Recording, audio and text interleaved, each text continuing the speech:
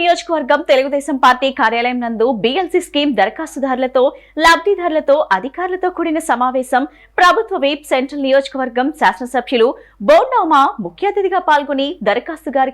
దరఖాస్తుదారులకు పూర్తి వివరాలను అందజేసి సమావేశం నిర్వహించుకోవడం జరిగింది. అనంతరం ఈ సమావేశంలో వివరాలను బోండౌమా మహేశ్వరరావు మీడియాకు వెల్లడించారు.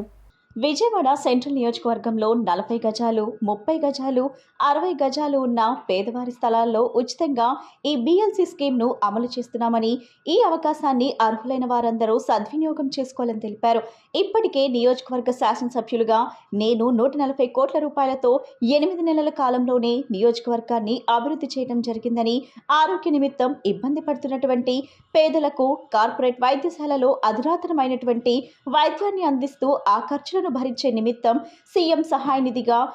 ఇప్పటికే 8 కోట్ల రూపాయలను అందించినటువంటి విషయాలతో పాటు అనేక రకాలైనటువంటి ప్రభుత్వ సంక్షేమ పథకాలన్నీ అర్హులైన సెంట్రల్ నియోజకవర్గ ప్రజానీకానికి రాజకీయాలకు అతీతంగా అందించినటువంటి